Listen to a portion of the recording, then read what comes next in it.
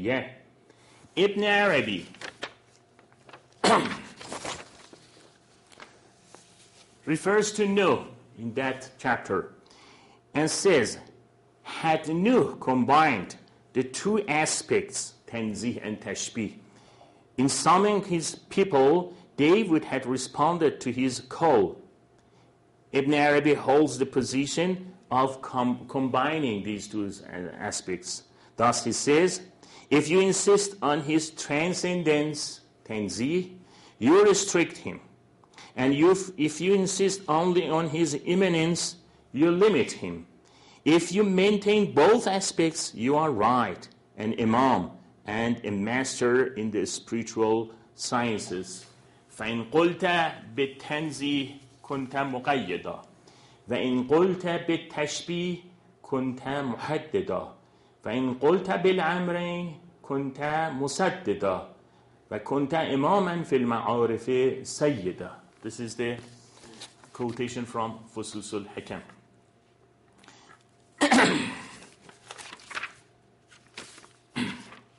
Both of these approaches are found in Islamic thought, but by and large, the proponents of Kalam and jurisprudence stress the first, while the Sufi intellectuals stress the second. For the most part, the two perspectives have lived in peaceful coexistence, each acting as a check to the possible excesses of the other. And this is an important point in the history of Islam, that they do like a check to the possible excesses of the other. On the whole, the dualistic approach predominates in social teachings, in fiqh. In fiqh, we need this duality. While the polar approach is stressed in spiritual teachings. Moreover, the Sufi tradition accepts the first approach as the valid and even necessary starting point for the second. Hence, it uses the same language at the outset, which has led many scholars to miss the rational and polar nature of the thinking. But wise men still, but a wise man will soon see, until this distinction is drawn, polarity cannot be brought out.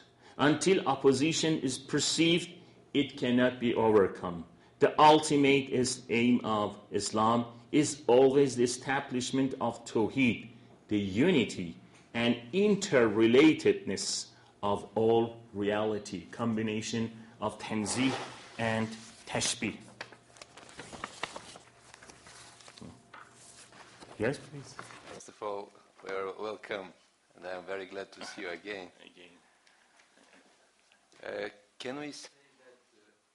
Can we say that reality in itself cannot be defined as tanzih or tashbih? This our human perspective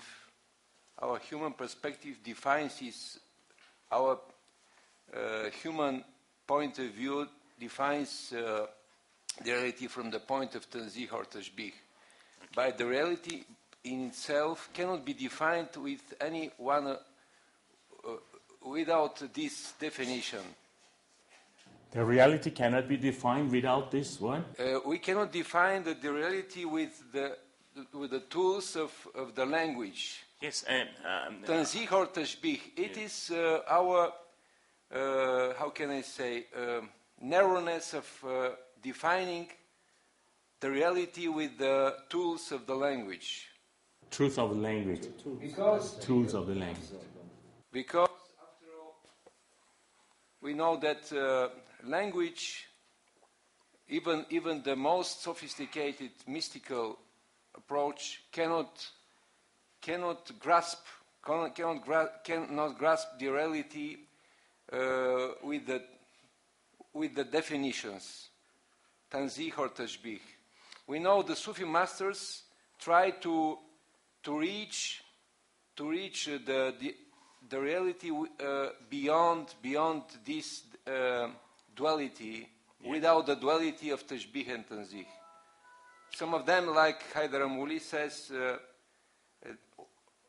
any oneness in multiplicity and multiplicity in oneness at the same time.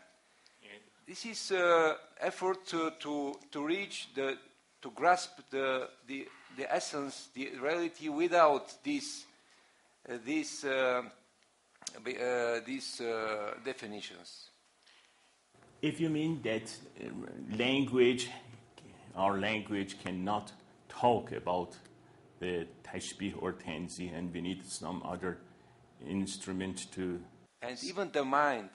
Yes. Our mindness. Yes, and this is why the next part of my speech is about tanzih and tashbih, and who is and why we make tanzih and why we make tashbih and what is the language of them. I will continue, and after my discussion, if there was any other question, then I will answer you. I'm sorry. The second part of my speech is about the different characteristics of the Sufi intellectual tradition. I start with the topic of the intellect and imagination, which I think is one of the most important issues in the topic of rationality in Sufi Islam.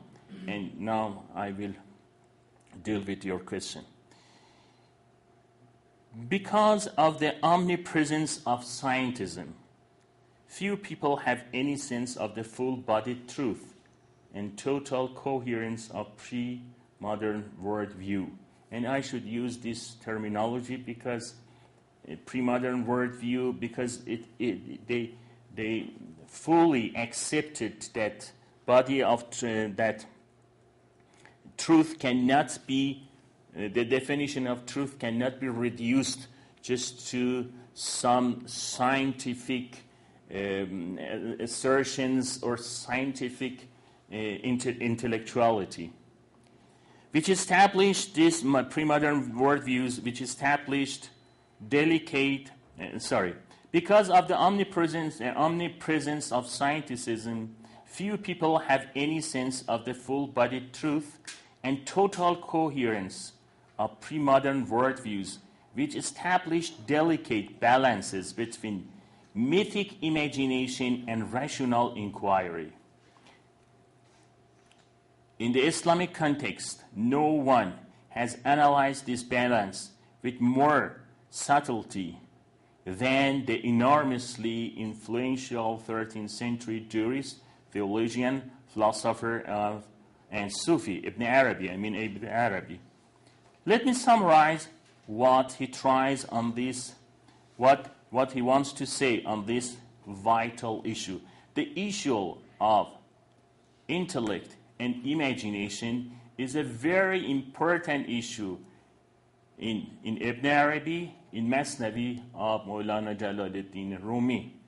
I mean, there are verses, many verses, that you will see the role of intellect and imagination, both like a fly, like a bird, both.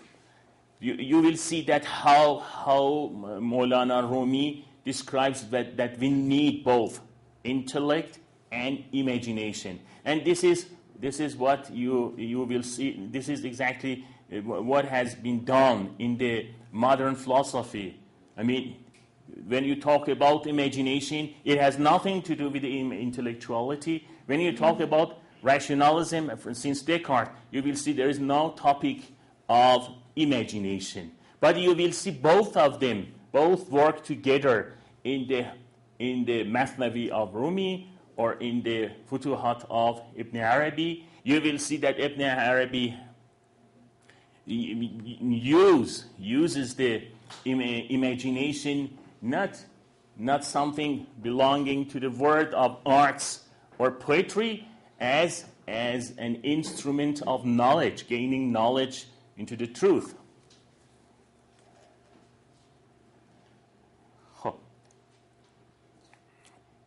Ibn Arabi maintains that we must see myth and reason as coexisting in harmony.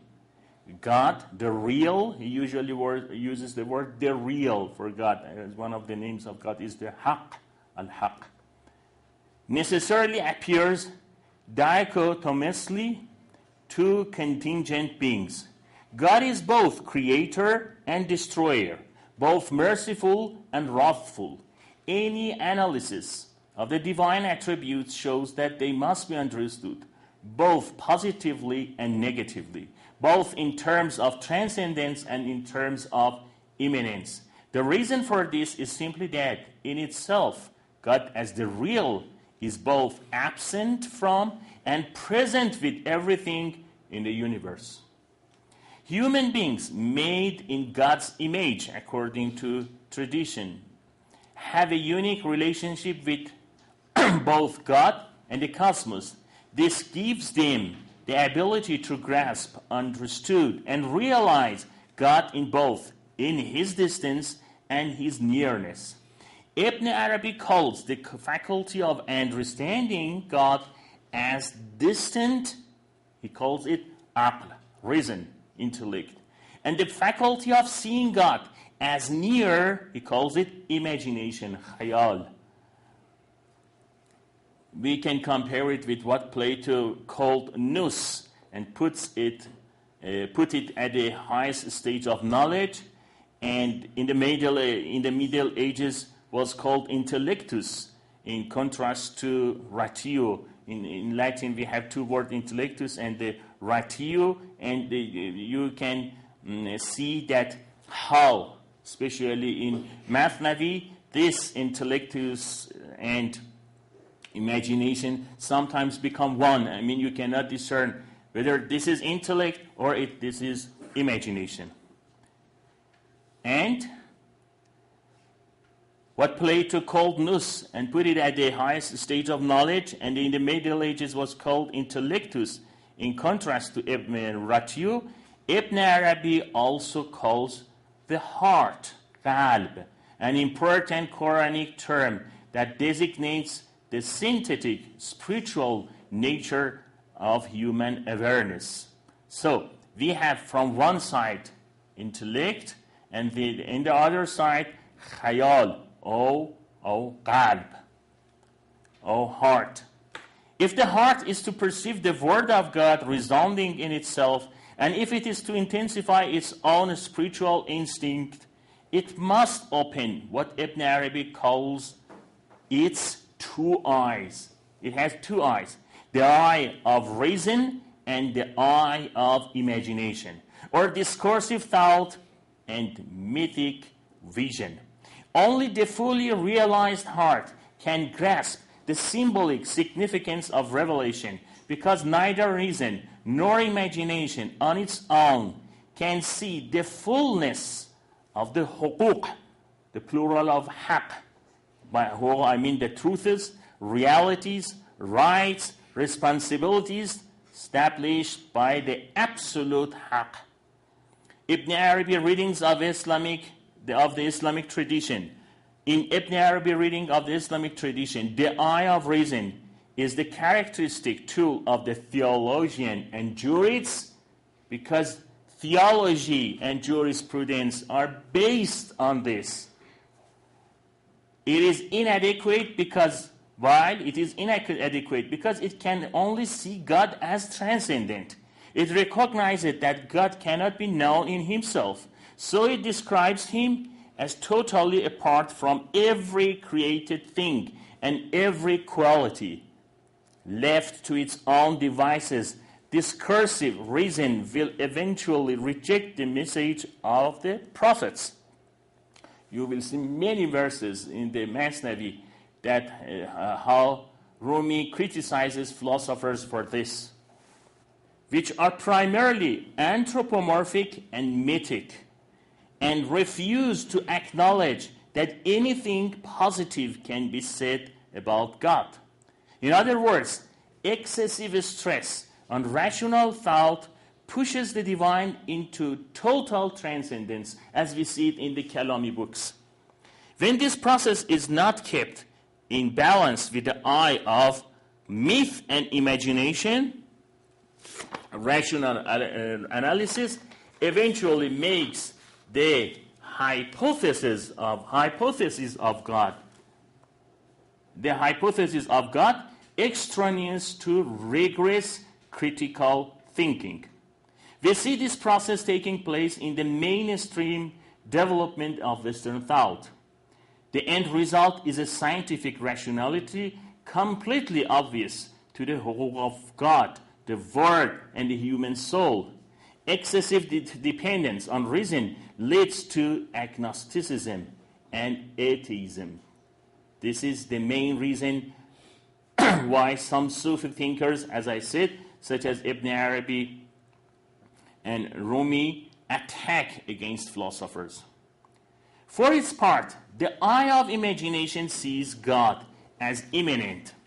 It recognizes God's signs and marks in all things. It perceives the universe as the theater of divine significance, infused with intelligent and intelligible light. It finds God's names and attributes manifest everywhere in the Word and the soul, and it describes God in the positive terms supplied by revelation and the natural realm. This is to say that the eye of imagination feeds on myth and symbol, and it sees things not simply as signs and pointers to God, but as the actual presence of the God in the Word. Left to its own devices, however, it will divinize the Word and its productions and fall into what Ibn Arabi calls takfir, to make it multiple. Takfir, the assertion of many gods, something like shirk. In Ibn Arabi view, the heart is the unitary awareness at the root of human selfhood. It is identical with the divine spirit that God blew into the clay of Adam, but it needs to be recovered, cultivated, and actualized.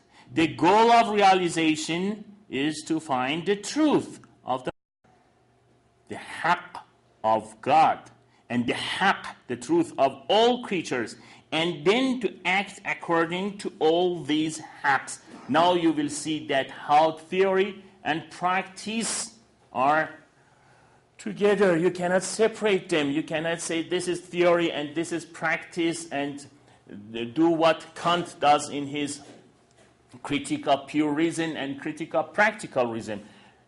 Two different realms. It's not like that in the Sufi intellectuality. You cannot separate the praxis from theory or theory from praxis.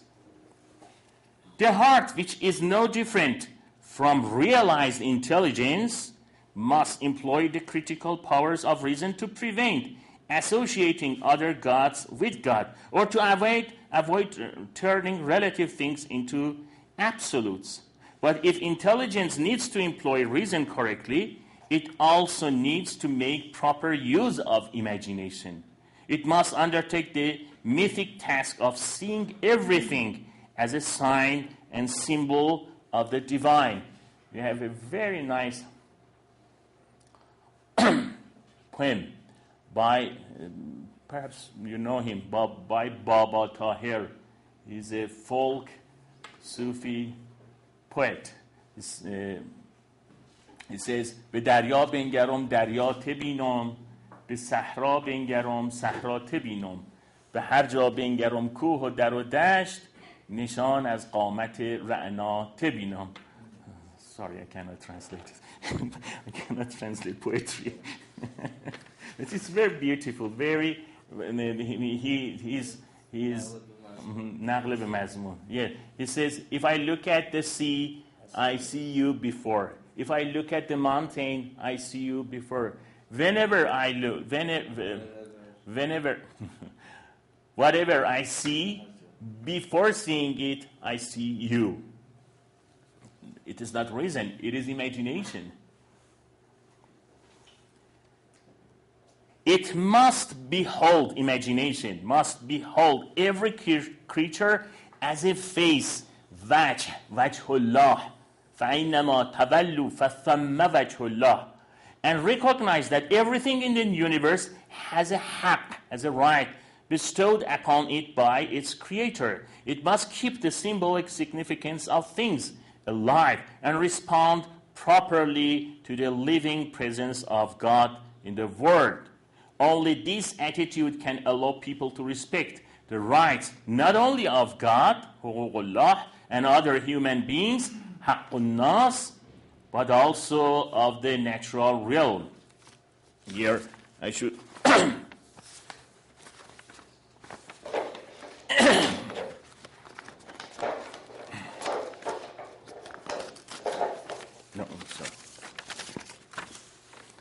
I should remind you of the catastrophic consequences of the modern scientific and technological attitude to nature that we are now witnessing nowadays.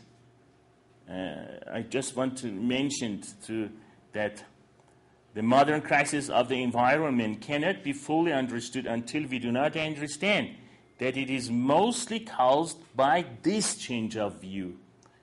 There is a far difference between looking at a river as a sign of God, as Ibn Arabi says, and seeing it as a source of seeing river as a source of electronical energy. I don't mean that seeing it as electronical energy is wrong. What I want to say that there is a far difference between these two aspects, these two views, and we should not forget the other point of view. I don't mean to neglect this, but don't forget that point of view.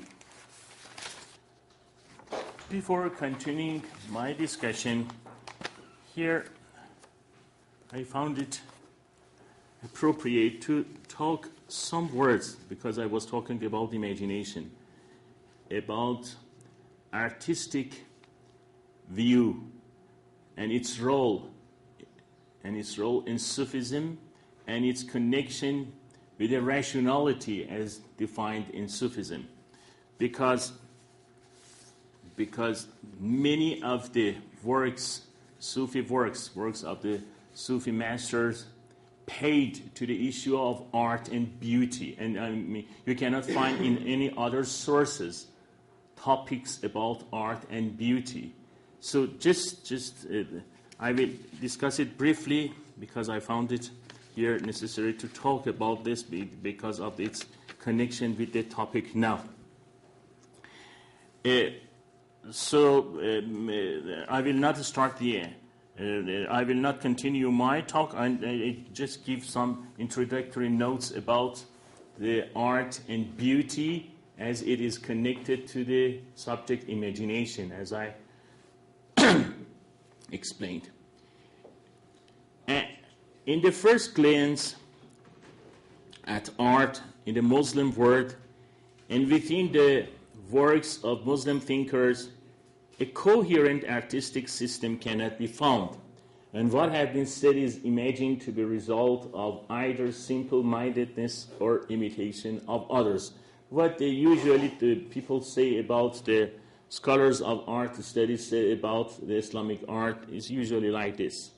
Thus, if we take aesthetics in the sense which is popular in the modern times, there is no such a thing as Islamic aesthetics or science of art and beauty, and those who maintain